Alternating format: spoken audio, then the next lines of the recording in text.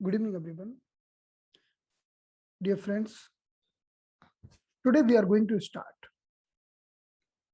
a discussion on a new topic, the treatment of endocrine glands. आज से हम समझेंगे कि कैसे हम एंडोक्राइन ग्लैंड्स का ट्रीटमेंट करते हैं और एंडोक्राइन ग्लैंड्स का मतलब है जैसे कि थायराइड की बीमारी, जैसे कि डायबिटीज का बढ़ जाना यानी पैंक्रियासिस के कारण होने वाली बीमारियां और जितनी भी एंडोक्राइन ग्लैंड्स है उनके अंदर होने वाली बीमारियों का ट्रीटमेंट करना अब हम सीखेंगे। सो लेट्स स्टार्ट नाउ। तो हमारे शरीर में कुल कितनी एंडोक्राइन ग्लैंड्स होती हैं? Who is the master endocrine glands? So we will understand this basic concept first, then will come on the treatment part. So let's start now. So who is the master of master gland? हमारे शरीर की वो कौन सी ग्रंथि है जो super master है? सो who is the super master gland and who is the master gland, master endocrine glands?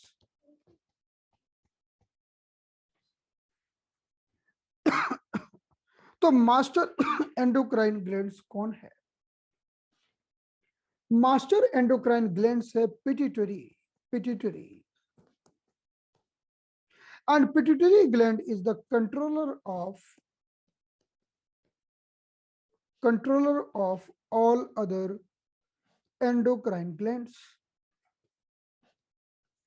और यही कारण है कि हम पिट्यूटरी ग्लैंड को कहते हैं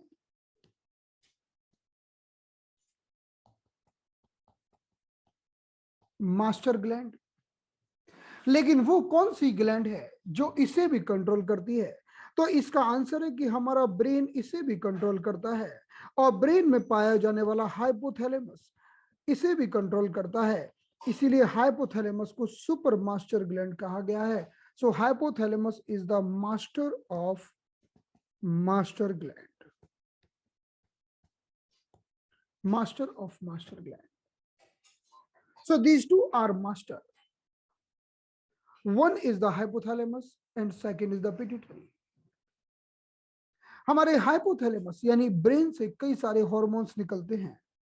हमारे ब्रेन से कई सारे ऐसे प्रोडक्ट निकलते हैं जो पिट्यूटरी ग्लैंड को एक्टिवेट करते हैं और जिनके इन्फ्लुएंस से पिट्यूटरी ग्लैंड आगे सीक्रेशन करती है। सो let's see now, look at here.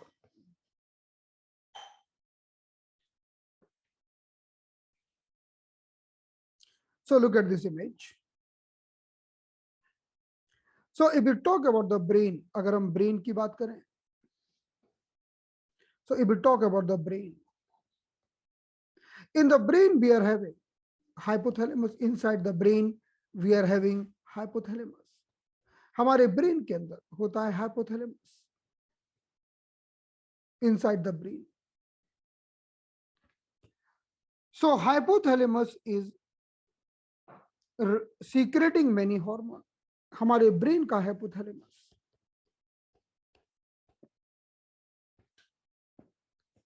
कई हार्मोन का सीक्रेशन करता है और ये हार्मोन जाकर पिट्यूटरी ग्लैंड पर एक्ट करते हैं, पिट्यूटरी ग्लैंड पर काम करते हैं।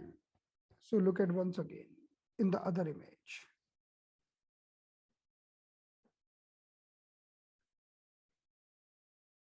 सो लेट्स सी नाउ। अगर आप इस इमेज में देखें, so this is the hypothalamus. ये हमने ब्रेन को बीच में से काट दिया है, ऐसे खड़ा हुआ काट दिया है। This the section of the brain. So we have cut the brain vertically. So this is the hypothalamus, and hypothalamus secreting the hormone, and they are working on the pituitary gland. They are working on the pituitary gland. ये हमारी pituitary gland है जो इससे एक stock के द्वारा चिपकी हुई है। So the hormone secreted from here working here, and this is the master gland of the body, and master gland secreting many hormones. So let's come back here. चलिए यहां पर आते हैं। तो सबसे पहले हम बात करते हैं हाइपोथैलेमस की। हाइपोथैलेमस बहुत सारे हार्मोन्स को सीक्रेट करता है, जैसे कि there are many hormones secreted from the hypothalamus, like the thyroid releasing hormone, somatostatin, growth hormone releasing hormone. So right now we are not going in the detailed discussion of these hormone. अभी हम इनके detail discussion में नहीं जा रहे हैं। हम बस इतना समझ रहे हैं कि हाइपोथैलेमस कुछ हार्मोन को सीक्रेट करता है और उन हार्मोन के सीक्रेट होने के कारण ही पिट्यूटरी ग्लैंड अपना सीक्रेशन कर पाता है। So pituitary gland able to secrete because of the order of the hypothalamus, because of the hormones of the hypothalamus. So the counting is starting from the hypothalamus, and as soon as hypothalamus is working on the pituitary, और जैसे ही hypothalamus हमारी pituitary gland पर काम करता है, pituitary gland बहुत सारे अलग अलग हार्मोन सीक्रेट करती है। So these all hormone are secreted by the pituitary. ये जितने भी हार्मोन हैं ये पिट्यूटरी ग्लैंड से सीक्रेट किए जाते हैं। अब मानो कि ये पिट्यूटरी ग्लैंड है, suppose this is the pituitary gland and this is the hypothalamus.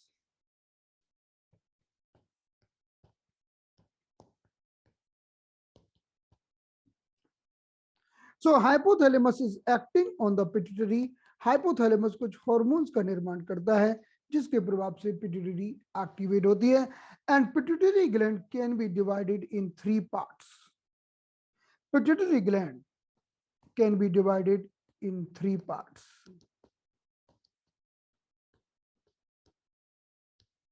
One is the anterior pituitary, second is the posterior pituitary, and one is intermediate pituitary.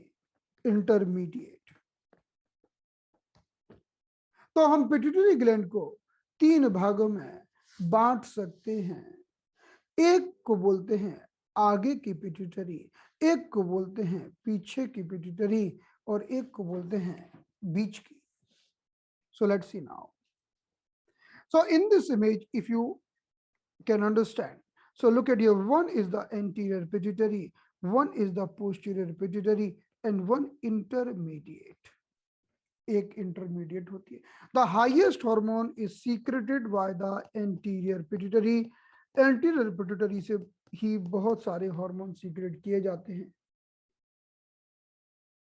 So anterior pituitary is playing the very big role, secreting lots of hormones. Now, अगर हम बात करें posterior pituitary की, so posterior pituitary only releasing mainly 2 hormones, 1 and 2. Intermediate pituitary releasing only mainly 1 hormone, but anterior pituitary releasing multiple hormones. तो आगे की pituitary बहुत सारे हार्मोन्स का निर्माण करती है, बीच की पिट्यूटरी केवल एक ही मुख्य हार्मोन का निर्माण करती है, और पीछे की पिट्यूटरी मुख्य रूप से 2 हार्मोन का निर्माण करती है। Okay, so now let's see first about the posterior pituitary. चलिए पहले हम पोस्टीरियर पिट्यूटरी की बात कर लेते हैं, क्योंकि इससे 2 ही हार्मोन निकलते हैं और 2 हार्मोन को समझना बड़ा आसान है। So one is the anterior pituitary, one is the posterior pituitary, and one is intermediate.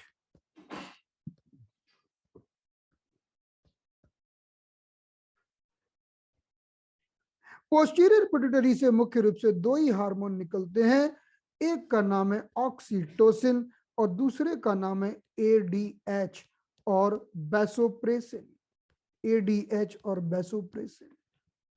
So right now our main focus is posterior pituitary. Posterior pituitary is secreting only two hormone. One is oxytocin and second is ADH. तो चलिए हम इन दोनों की बात करते हैं quickly. तो अभी हम जब ट्रीटमेंट प्लान करेंगे तो ट्रीटमेंट प्लान करते समय पोस्टीरियर पिट्यूटरी के पॉइंट्स अलग होंगे, एंटीरियर पिट्यूटरी के पॉइंट्स अलग होंगे। If someone is suffering with the problem of ADH hormone, antidiuretic hormone, or the oxytocin hormone, points will be different.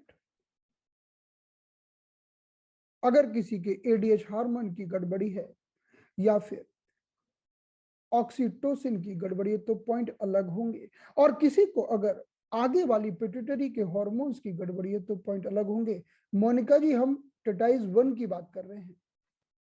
अभी हमने टेटाइज 1 से अपनी नजरें हटाई नहीं है, अभी हम टेटाइज 1 पर ही टिके हुए, लेकिन ये बातें आगे की टेटाइज में भी दी गई हैं, क्योंकि जब टेटाइज 1 लिखी गई होगी तो ऑथर के दिमाग में ऐसा होगा ही नहीं कि आगे की टेटाइज भी लिखना है। उनको लगा होगा कि 1-2 टेटाइज में सारी कहानी खत्म कर दो, और ज्यादा लगा होगा कि 6 टेटाइज में पूरा एक्यूपंक्चर खत्म कर दो, लेकिन बाद में उनको ऐसा महसूस हुआ होगा कि अभी और डिटेल एक्सप्लेनेशन करना बाकी है। यही कारण है कि पहली टेटाइज में सब कुछ है जो आगे भी मिलेगा। So first tetize is very important because after this chapter which we are discussing right now, you will able to treat pineal gland, thyroid gland, pituitary gland, and pancreas, adrenal gland, means all the glands like you will able to treat the pancreas. So we'll discuss the treatment of diabetes, we will discuss the treatment of thyroid, we will discuss the treatment of adrenal gland. Adrenal gland means the gland connected with the hari, kari, vari, so which is creating high blood pressure. तो हम बहुत सारे treatment समझेंगे इस chapter में। तो बहुत ही महत्वपूर्ण चैप्टर है, क्योंकि इसके पेशेंट हमें अक्सर मिलते हैं। All the patients suffering with any endocrine disorder, doctor is giving them medicine for lifetime, like thyroid, like diabetes, like if anyone is suffering with any problem. So I am talking about the master gland of the human body is, master endocrine gland is pituitary gland. हम pineal gland की भी बात करेंगे थोड़ी देर के बाद, अभी हम पहले पिट्यूटरी की बात कर लेते हैं। So the master gland of the body is pituitary gland, which can be divided in 3 parts: the anterior part, then the back part, then the back part. So this is the anterior part and the posterior part and the intermediate part. The posterior part is secreting 2 hormones. Number 1 is oxytocin and number 2 is ADH. चलिए बताइए, oxytocin hormone का क्या काम है, कौन बताएगा? Who will tell the functions of oxytocin? Oxytocin, जब गांव में जाते हैं तो गांव का किसान जो बिल्कुल पढ़ा लिखा नहीं है, तो मेडिकल स्टोर पे जाता है, भाई 11 नंबर का इंजेक्शन देना, कोई बोलता है भाई 35 नंबर का इंजेक्शन देना, means they are telling in the code, there is no means of 11 number or 35 number, they are telling code number. Okay, give me injection of 11 number, give me injection of 35 number. They are just telling the code because they don't know the name of medicine. They are asking, give me the injection of oxytocin, because as soon as I inject the injection to my cow or buffalo, she will release whole milk. जैसे ही मैंने oxytocin का injection गाय भैंस को लगाया, वो दूध छोड़ देगी, क्योंकि गाय भैंस अपने बच्चे के लिए थोड़ा दूध बचा लेती है, चढ़ा लेती है। लेकिन oxytocin, as soon as you inject the oxytocin, it will create lots of contraction. इतना contraction create करता है कि सारा दूध छूट जाता है। That's why oxytocin is naturally secreted in the body of female during the delivery, because during the delivery there are lots of contraction in the uterus naturally.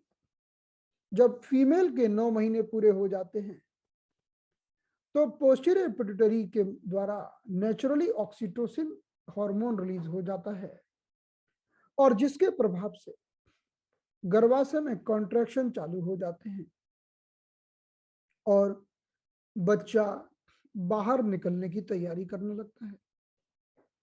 और अगर किसी फीमेल को लेबर पेन नहीं आता है, इसका अर्थ है कि उसको ऑक्सीटोसिन नहीं बन रहा है, oxytocin is not forming. So then the doctor is doing cesarean. Okay, so in this way oxytocin hormone can be given to anyone for creating the contraction. Suppose बताइए कि अगर कोई फीमेल लगातार उसी गाय का दूध पिए जिस गाय को रोज रोज ऑक्सीटोसिन के इंजेक्शन दिए जाते हैं, तो फीमेल की बॉडी में ऑक्सीटोसिन की मात्रा बढ़ जाएगी और वो प्रेगनेंसी नहीं रख पाएगी। 3 महीने में ही कॉन्ट्रैक्शन हो जाएगा और मिसकैरिएज हो जाएगा। 4-5 महीने में ही कॉन्ट्रैक्शन चालू हो जाएगा, एबॉर्शन हो जाएगा। So female will suffer with the infertility or will not able to carry the fetus in the mother womb for 9 months because of contraction effect, because he is drinking the milk which is having oxytocin, because farmer or the milkman has injected the oxytocin injection. अब दूध वाले किसान तो इतने भोले भाले होते हैं, उनको पता ही नहीं होता, खुद भी वही दूध पीते हैं और दुनिया को भी वही दूध पिलाते, खुद भी पीते हैं। ऐसा नहीं कि दुनिया को पिलाते, खुद भी पीते हैं। दूध मतलब जो सफेद सफेद दिखता है बस, चाहे गाय का हो, चाहे भैंस का हो, चाहे गधे का हो, गधी का हो, कुछ फर्क नहीं पड़ता। और whether it is full of pesticides और full of oxytocin, they because there is no method to measure how much oxytocin hormone is available in this milk. So they are drinking every day, and this oxytocin injection is very easily available on medical store. Okay, अब देखिए दवाइयां तो medical store पर इसलिए मिलती हैं कि कोई महिला है, उसका डिलीवरी का टाइम आ गया है, तो भाई ऑक्सीटोसिन का इंजेक्शन लगा दो। अगर उससे कॉन्ट्रैक्शन नहीं हो रहा है तो क्या होगा? तो ऑक्सीटोसिन के माध्यम से कॉन्ट्रैक्शन चालू हो जाएगा और डिलीवरी नॉर्मल हो जाएगी। लेकिन ऐसा होता नहीं है, डॉक्टर नहीं देते ऑक्सीटोसिन, क्योंकि डॉक्टर चाहते हैं कि सीजेरियन करें। So oxytocin is the one hormone who is secreted by the posterior pituitary. तो क्या ये हार्मोन हमारी पोस्टीरियर पिट्यूटरी में ही बनता है क्या? कौन बताएगा? हमारा एक भी हार्मोन पोस्टीरियर पिट्यूटरी में नहीं बनता। एंटीरियर पिट्यूटरी वाले हार्मोन एंटीरियर पिट्यूटरी में बनते हैं, लेकिन पोस्टीरियर पिट्यूटरी कुछ नहीं बनाती। पोस्टीरियर पिट्यूटरी तो बस हाइपोथैलेमस से बोरो करती है, उधार लेती है। पोस्टीरियर पिट्यूटरी एक थैले की तरह है, एक बैंक की तरह है, जिसमें सिर्फ ऑक्सीटोसिन और दूसरा हार्मोन आके विश्राम करता है और जरूरत होने पर सीक्रेट हो जाता है। So oxytocin is not formed in the posterior pituitary, it is just stored in the posterior pituitary. That's why oxytocin is the very special hormone, because it is made by hypothalamus. ये हमारे hypothalamus से बनता है, इसलिए महत्वपूर्ण है। अब दूसरा हार्मोन जो पोस्टीरियर पिट्यूटरी में होता है, वो हार्मोन भी बड़ा गजब का है। उसका नाम है ADH, anti-diuretic hormone. The other hormone formed in the other hormone secreted by the posterior pituitary, that is ADH, means anti-diuretic hormone or vasopressin. चलिए बताइए कि एंटी का मतलब क्या होता है और डायूरेटिक का मतलब क्या होता है. What is the meaning of anti and what is the meaning of diuretic? When doctor is telling you, okay, I am giving you diuretic medicine, इसका क्या मतलब है? तो डायूरेटिक मेडिसिन का मतलब है पेशाब कराने वाली दवाइयां. अब किसी को सूजन आ गई तो डॉक्टर देंगे पेशाब कराने वाली दवाइयां. जो दवाइयां पेशाब कराती हैं उन्हें वैद्य कहते हैं डायूरेटिक. डायूरेटिक. पेशाब क्यों कराते हैं? जब सूजन आ जाती है तो ज्यादा पेशाब कराते हैं ताकि सूजन कम हो जाए. So the diuretic means who are forming more urine, उन्हें डायूरेटिक कहते हैं. जैसे कि लेसिक्स आपने सुना होगा, लेसिक्स. और आयुर्वेदा में जाओगे तो वो भी आपको पेशाब बढ़ाने वाली दवाइयां देते हैं, जैसे गोखरू. गोखरू गोखरू से भी यूरिन की मात्रा बढ़ती है. तो एक तो अंग्रेजी दवा हो गई लेसिक्स और एक आयुर्वेद दवा हो गई गोखरू. और क्या अंतर है दोनों में? एक ही अंतर है कि लेसिक्स किडनी को कमजोर करती है ज्यादा लो, और गोखरू आपकी किडनी को और आपके पुंजत्व को मजबूत करता है अगर आप ज्यादा लो.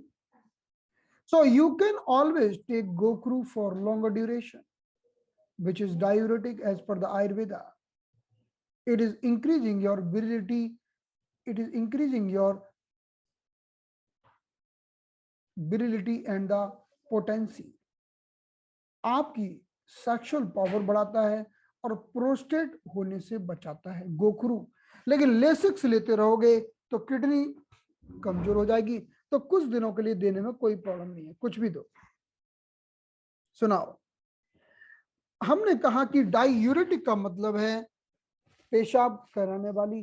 तो एंटी डायूरेटिक का मतलब है, एंटी मतलब उल्टा, पेशाब नहीं कराने वाली.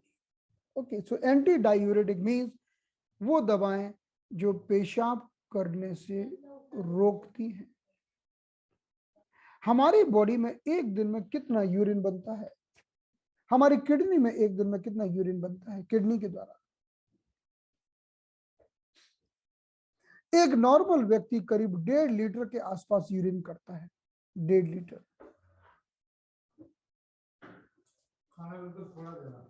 तो एक नॉर्मल व्यक्ति, हमारा ब्लड है 5 लीटर, वो बार बार किडनी के पास जाता है और किडनी यूरिन बनाती है, बनाती रहती है.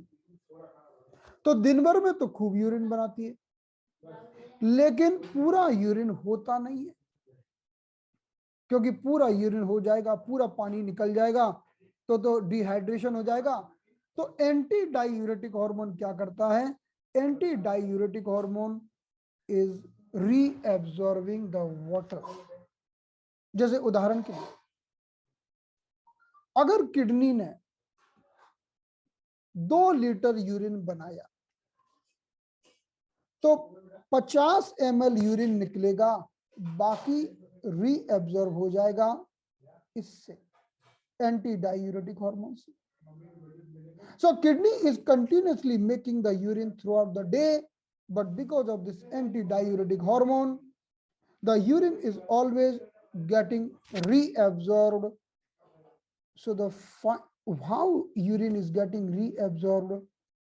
It is getting reabsorbed by this ADH hormone or the vasopressin. अब ये बताइए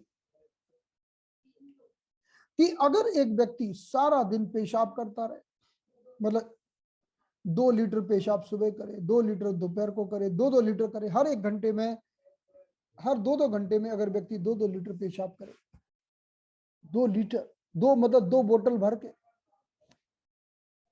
दो बोतल भर के, यानी एक दिन में व्यक्ति 9-10 लीटर पेशाब कर दे। व्यक्ति पानी कितना पीता है? मुश्किल से 5 लीटर। और अगर वो पेशाब कर दे 7-8 लीटर, 10 लीटर, तो क्या होगा? डिहाइड्रेशन, डिहाइड्रेशन होगा। तो ADH hormone is helping in this. So ADH hormone is reabsorbing the water. So person is doing only 1.5 liter urine. अब मानो किसी की को एक बीमारी हो जाए, किसी को बीमारी हो जाए और बीमारी में एडीएच हार्मोन घट जाए, तो क्या होगा? Tell me. अगर एडीएच हार्मोन घट गया, यूरिन को रोकने वाला, रीएब्जॉर्ब करने वाला हार्मोन घट गया, तो क्या होगा? अभी यूरिन को एब्जॉर्ब करने वाला हार्मोन है नहीं, कम है, तो क्या होगा? बताइए। तो व्यक्ति बार बार पेशाब के लिए भागेगा। तो इस बीमारी को क्या कहेंगे? What is the name of this disease? The name of this disease is diabetes, but not the diabetes because of sugar, no. इस बीमारी का नाम है डायबिटीज, लेकिन ये अलग डायबिटीज है। इस डायबिटीज को कहते हैं डायबिटीज इंसिपिडस, इंसिपिडस, DI। जो शक्कर वाली डायबिटीज होती है उसको कहते हैं डायबिटीज मेलिटस, मेलिटस, DM। जो शक्कर वाली डायबिटीज होती है उसको डायबिटीज मेलिटस कहते हैं। लेकिन ये दूसरी डायबिटीज है, इसका नाम है व्यक्ति बस जब देखो पेशाब करता रहता है। Person is always doing urine, urine and urine, but sugar is absolutely normal. Sugar is normal, sugar तो एकदम कंट्रोल में है, लेकिन बंदा यूरिन करता जा रहा है, उसको कुछ भी प्रॉब्लम नहीं है। और यूरिन एकदम खुल के होता है, यूरिन साफ होता है। ऐसा नहीं है कि अटक अटक कर होगा, ड्रिबलिंग ड्रिबलिंग होगा, no. Too much urine, more quantity of the urine, very clear urine, and going for frequent urination, too much urination, and the quantity of the urine is becoming double or more than double. जैसे 1.5 litre urine होना चाहिए, अब किसी का 2.5 litre हो गया, 3 litre हो गया, 3.5 लीटर हो गया, तो क्या होगा? बॉडी में डिहाइड्रेशन हो जाएगा, पानी तो निकला जा रहा है, डिहाइड्रेशन हो जाएगा। So this is called diabetes insipidus and cause is ADH hormone, antidiuretic hormone. Understood? तो जब भी किसी को ये प्रॉब्लम हो जाए, when someone is suffering with the problem of oxytocin, oxytocin बढ़ जाए, घट जाए। जब किसी को इनफर्टिलिटी होती है तब भी हो सकता है कि ऑक्सीटोसिन का लेवल बढ़ा हुआ हो, तो मिसकैरिएज हो जाता है। So whenever someone is suffering with the problem of posterior pituitary, means the problem of oxytocin or the problem of ADH hormone, तो जब भी किसी को डायबिटीज इंसिपिडस होगा तो आप क्या ट्रीट करोगे? आप पोस्टीरियर पिट्यूटरी को ट्रीट करोगे।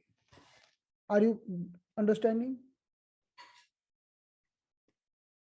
है ना कि हम डायबिटीज इंसिपिडस में पोस्टीरियर पिट्यूटरी को क्यों ट्रीट करेंगे? हम इनफर्टिलिटी में पोस्टीरियर पिट्यूटरी को क्यों ट्रीट करेंगे? इनफर्टिलिटी में तो हम एंटीरियर को भी ट्रीट करेंगे, पोस्टीरियर को भी ट्रीट करेंगे, पूरी पिट्यूटरी को ट्रीट करना पड़ेगा इनफर्टिलिटी में। लेकिन हम जब डायबिटीज इंसिपिडस की बात करते हैं तो पोस्टीरियर पिट्यूटरी को क्यों ट्रीट करेंगे? क्योंकि इससे ही एडीएच हार्मोन निकलता है। सो let's see here. So what is the treatment of posterior pituitary? So look at here. The treatment of posterior lobe of the pituitary is this: spleen 5, UB60 and governing basal 11. Only 3 points. Spleen 5, UB60 and governing basal 11. Only 3 points will treat the posterior lobe of the pituitary. So let's see the location of all the 3 points. एक बार तीनों point की location देखते हैं.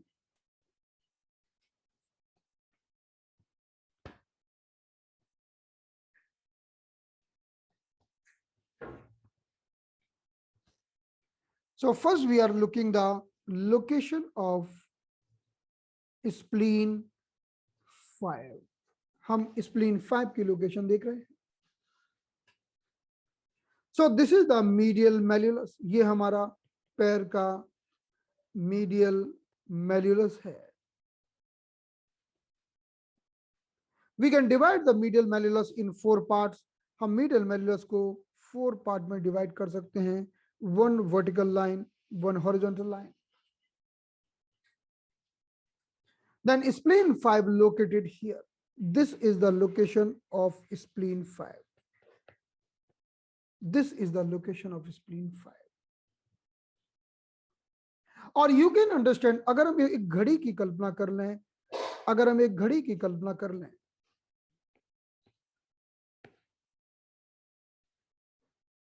so spleen 5 is located near about 8 o'clock, 7 to 8 o'clock, 7-8 o'clock position. और जब आप इसको दबाओगे तो दर्द मिलेगा. Spleen 5 is also the single point for fistula. Fistula.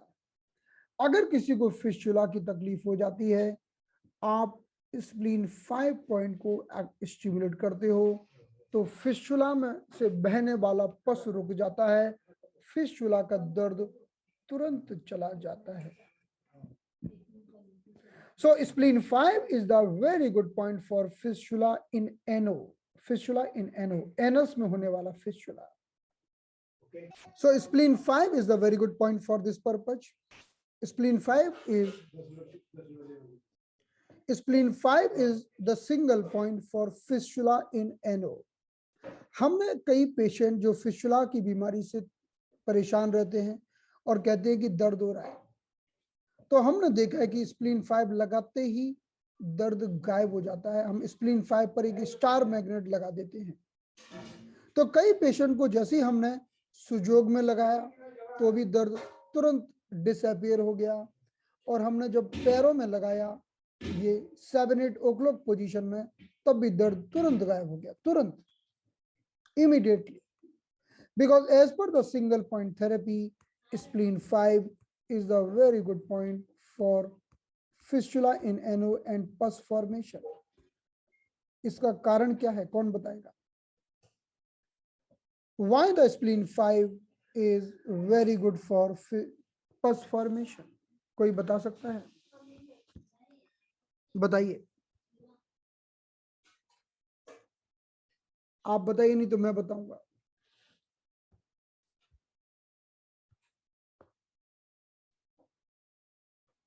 Okay. So look at here.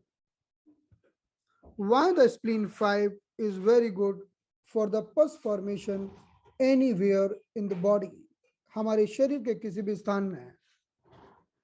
The meaning of pus formation, like pus formation in the fistula, or the meaning of turbidity, गंदगी का जमा होना, पस का बनना, फ्लेम का बनना, dampness का बनना, कफ का निर्माण होना, ये सब स्प्लीन का कचरा है. This is the garbage of spleen. And as per the 5 element theory of the spleen, spleen 1, 2, 3, 5 and 9. So spleen is the earth element that we know. And spleen 5 is the sun. So as soon as we sedate the sun, जैसे ही हम sun को sedate करते हैं, it is sucking the energy like sun is sucking the milk from the mother. So spleen 5 is the very good point for this purpose. हमारे शरीर के किसी भी स्थान में जब गार्बेज इकट्ठा होता है, पस का निर्माण होता है, टर्बिडिटी का निर्माण होता है, आप स्प्लीन 5 को सेडेट करके उसे हटा सकते हो. And spleen 5 is also very good point for posterior pituitary. हमारी पोस्टीरियर पिट्यूटरी के लिए भी ये बहुत ही अच्छा बिंदु है. ठीक है, ये हमारा पहला बिंदु है. So as soon as we activate the spleen 5, it is also removing the unwanted toxins, unwanted depositions, unwanted garbage from whole posterior pituitary part. हमारी posterior pituitary से unwanted garbage निकाल देता है. तो इसीलिए हमारी posterior pituitary का ये एक बिंदु हुआ. अब हम अगले पॉइंट की बात करते हैं, that is urinary bladder 60. UB60 is the next point. So look at here. So look at this image.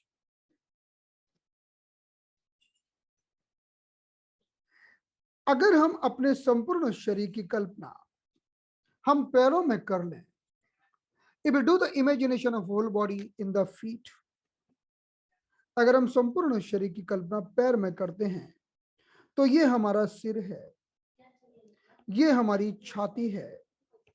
So this is the head region as per the imagination. This is the chest region. This is the navel. This is the abdomen.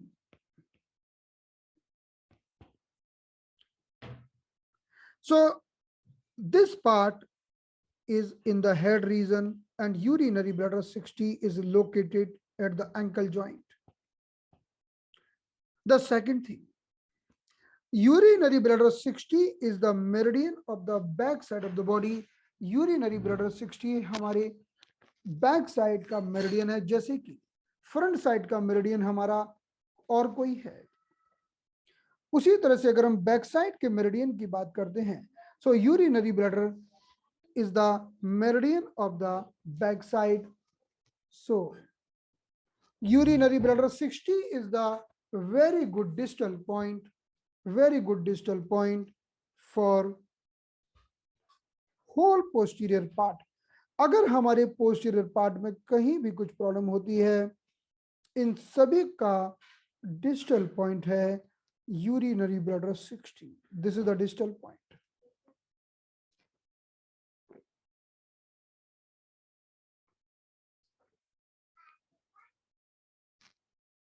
Right? So now, let's see the 5-element theory. Let's see the 5-element theory.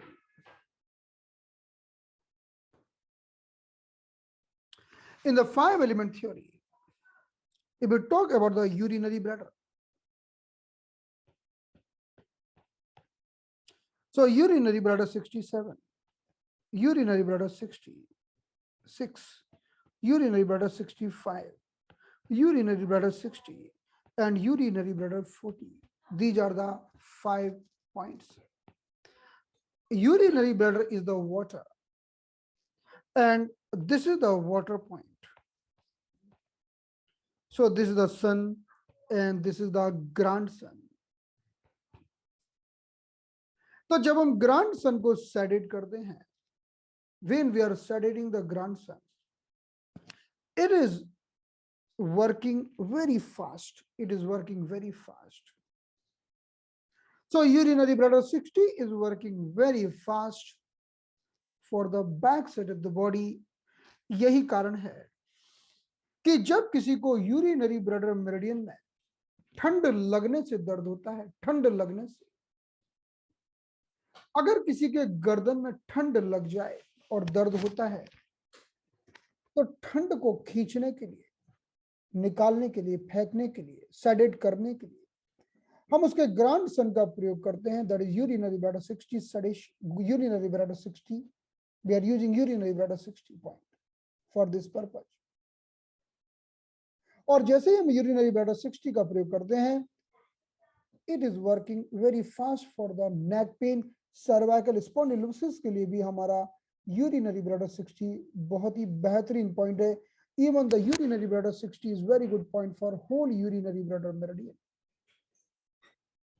But it is better point for the neck pain because as per the imagination हमारा ankle joint neck को represent करता है. So this is the second point which we are using for the posterior pituitary, because posterior pituitary means backside and urinary bladder meridian is also belonging the energy who is on the backside. तो हमारा posterior pituitary backside में होता है और urinary bladder meridian भी हमारे backside की energy को रिप्रेजेंट करता है. अब हम अगले मेरिडियन की बात करते हैं. हमारा तीसरा और फाइनल पॉइंट है. तीसरा हमारा जो पॉइंट है इसे हम कहते हैं governing vessel 11. And governing vessel 11 is very good point for heart. Governing vessel 11, let's see that.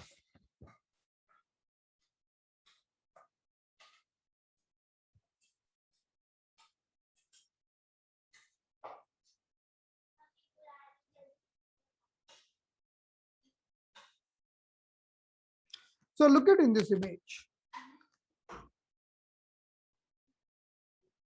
So this is the location of governing vessel 11, and this is located below the T5 vertebra, thoracic 5 vertebra, and because of this, this is connected with the heart, and we are stimulating the governing vessel point, which is going directly in the brain. हमारा governing vessel meridian direct brain में जा रहा है. So governing vessel meridian is going in the brain, that we know. So when we see the root of the governing vessel meridian, so this is the governing vessel meridian coming at the D20, and one branch is going inside to the brain, inner brain part. Governing vessel meridian ऊपर तो जा ही रहा है, लेकिन इसकी एक branch अंदर brain को जाती है और फिर वापस DU20 पर आकर मिलती है. अगर आप गवर्निंग वेसल का इंटरनल सर्कुलेशन देखोगे तो आप पाओगे कि गवर्निंग वेसल मेरिडियन ऊपर तो जाता है, यानी हमारे सहस्त्रार चक्र तक पहुंचता है, लेकिन गर्दन से ही इसकी एक ब्रांच निकलकर ब्रेन के अंदर जाती है और वो भी सहस्त्रार चक्र पर मिल जाती है. यानी कुल मिलाकर ये है कि governing vessel meridian is very deeply interconnected with the hypothalamus, and we are activating governing vessel 11 because it is the point of heart, and heart is connected with the brain. So only we have to activate 3 point: governing vessel 11, spleen 5 and urinary bladder 60. जब हम इन 3 point को stimulate करते हैं तो hypothalamus के ऊपर काम होता है और उसके माध्यम से पोस्टीरियर पिट्यूटरी के ऊपर काम होता है और उसके माध्यम से हमारे 2 हार्मोन सुधरते हैं, ADH और ऑक्सीटोसिन. अनवांटेड मिसकैरिएज नहीं होता और टाइम पर डिलीवरी होने की संभावना बढ़ जाती है. और अगर डायबिटीज इंसिपिडस हो गया हो तो उसमें भी फायदा मिलता है. So it was the discussion of first hormone, first part of the brain, that is posterior pituitary. Clear? Only 3 points. Okay, let's move. अब हम बात करते हैं कि वो हमने सुना आगे की पिट्यूटरी, हमने सुना पीछे की पिट्यूटरी, बीच की पिट्यूटरी भी तो है. बीच वाली कौन सा हार्मोन सीक्रेट करती है? What is the name of that hormone? आप बहुत अच्छी तरह से जानते हैं उस हार्मोन को, और महिलाएं तो बहुत ज्यादा सतर्क रहती हैं कहीं ये हार्मोन गड़बड़ ना हो जाए, क्योंकि फीमेल्स का अगर ये हार्मोन गड़बड़ हो गया तो बड़ी परेशान हो जाती है. और फीमेल का ये हार्मोन ना गड़बड़ हो जाए इसलिए वो ज्यादा धूप में भी नहीं जाती, धूप में नहीं जाती। धूप में जाते हैं तो क्या होगा बताइए? अगर कोई धूप में जाता है तो उसकी सुंदरता में क्या हो जाता है? अगर कोई धूप में निकलेगा तो रंग काला हो जाएगा। रंग काला हो जाएगा। क्यों हो जाएगा? धूप में न निकला करो रूप की रानी, कहीं गोरा रंग काला ना पड़ जाए। Because of intermediate pituitary. ये गाना इंटरमीडिएट पिट्यूटरी का है। जैसे ऐसे गाना चाहिए, धूप में न निकला करो रूप की रानी, नहीं तो तेरी इंटरमीडिएट पिट्यूटरी बिगड़ जाएगी। इंटरमीडिएट पिट्यूटरी ज्यादा हार्मोन, मेलेनिन हार्मोन बनाएगी, है ना? और ज्यादा मेलेनिन बन गया तो चेहरा काला काला हो जाएगा, फिर आप परेशान हो जाओगे। सो लेट्स सी हियर।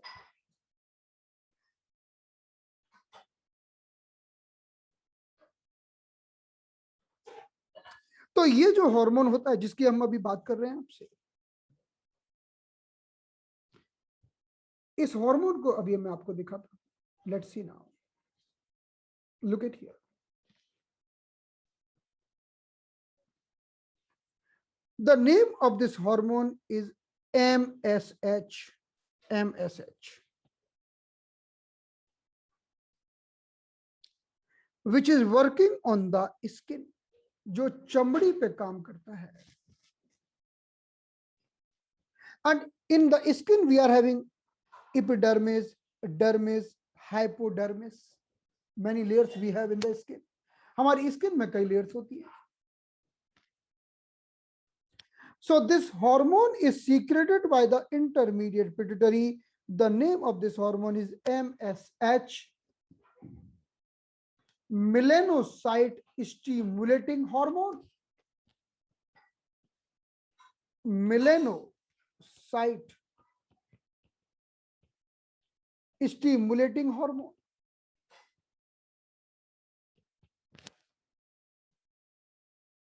और जब व्यक्ति धूप में ज्यादा निकलता है तो इसका सीक्रेशन बढ़ जाता है और इसके माध्यम से हमारी स्किन के अंदर ज्यादा मेलेनोसाइट्स बनते हैं। ज्यादा मेलेनोसाइट्स बनते हैं जो मेलेनिन का सीक्रेशन करते हैं। और मेलेनिन का अर्थ है काले रंग का पिगमेंट। तो आपको अगर कालापन चाहिए तो भी पिट्यूटरी ग्लैंड का ठीक होना जरूरी है, कालापन भी जरूरी है। अगर किसी व्यक्ति की चमड़ी सफेद हो जाए, ल्यूकोडर्मा हो जाए, उससे पूछिए, उसको तो मेलानोसाइट चाहिए।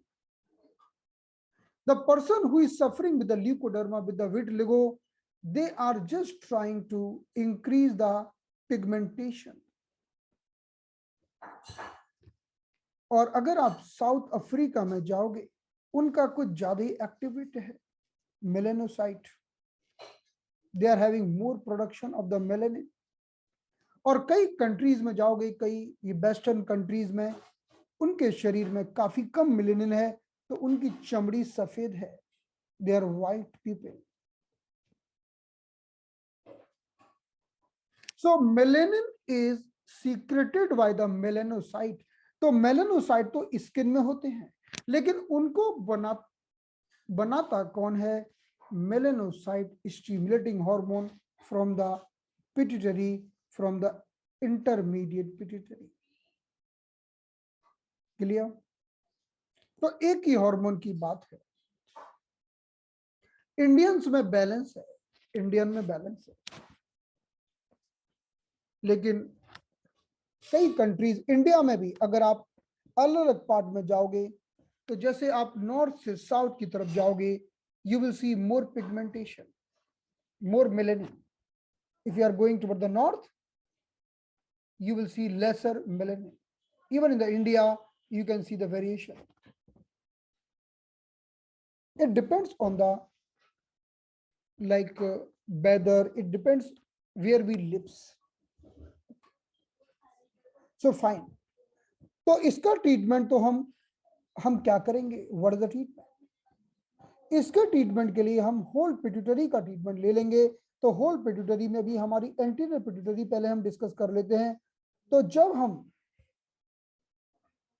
हमारे पास पोस्टीरियर पिट्यूटरी का पेशेंट आएगा तो उसका इलाज करेंगे, एंटीरियर पिट्यूटरी का आएगा तो उसका इलाज करेंगे, और अगर इंटरमीडिएट का आ जाएगा तो दोनों का कर देंगे, क्योंकि होल पिट्यूटरी का कर देंगे।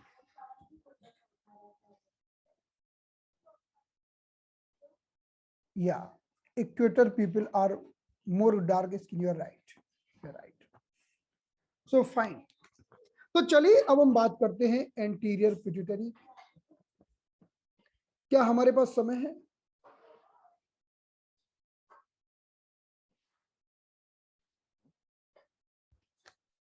Okay,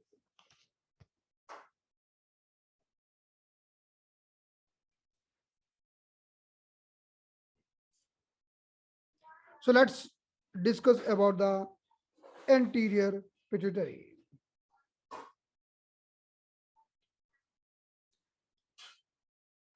So anterior pituitary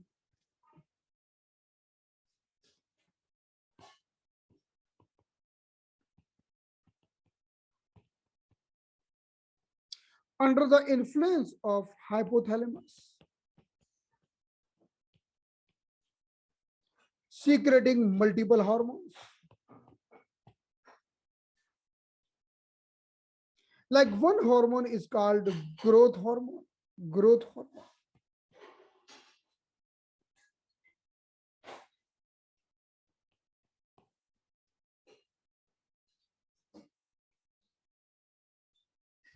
growth hormone का काम है हड्डियों की लंबाई बढ़ाना। The work of the growth hormone is increasing the length of the bones. So bones and muscles growth comes under the growth hormone. तो एक बच्चे की अगर एंटीरियर पिट्यूटरी बिगड़ जाए तो बच्चा ड्वार्फ रह जाएगा, बोना रह जाएगा, ड्वार्फिज्म हो जाएगा। इस बीमारी को हम कहते हैं ड्वार्फिज्म। ड्वार्फिज्म। अगर एक बच्चे के अंदर एंटीरियर पिट्यूटरी गड़बड़ हो गई, उसका ग्रोथ हार्मोन ठीक से नहीं निकला, तो उसकी हाइट कम रह जाएगी। So when someone approaching you for the height growth, what we can do for the height growth? We can increase the growth hormone. So we have to activate the anterior pituitary, and how to activate, we will discuss the protocol. Why this protocol?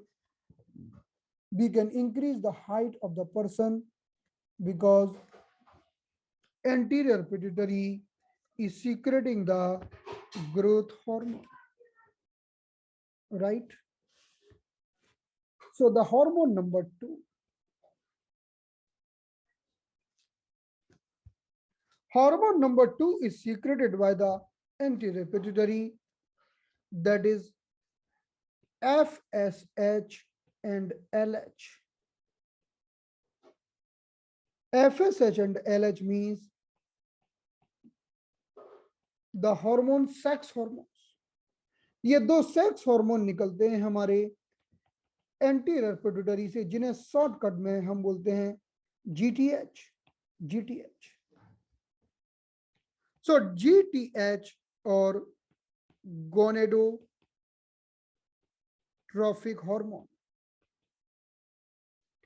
The meaning of gonadotrophic hormone means FSH and LH, दोनों के दोनों ये sex hormone हैं।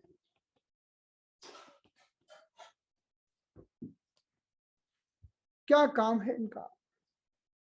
अभी हम इनकी detail में अगर ना जाएं तो सिंपली बोल सकते हैं कि मेंस्ट्रुअल पीरियड को रेगुलेट रखना, टाइम पर बना के रखना, फीमेल्स के हार्मोन्स को बैलेंस करना, और इवन मेल के हार्मोन्स को बैलेंस रखना। फीमेल और मेल की सेक्सुअल फंक्शंस नॉर्मल बने रहें, ये देखना।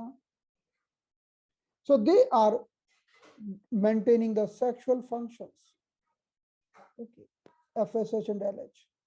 अब यहाँ के बाद की कहानी कल चालू करेंगे, ठीक है, कल चालू करेंगे क्योंकि टॉपिक बड़ा है, कल का पूरा दिन एंटीरियर पिट्यूटरी में ही जाने वाला है।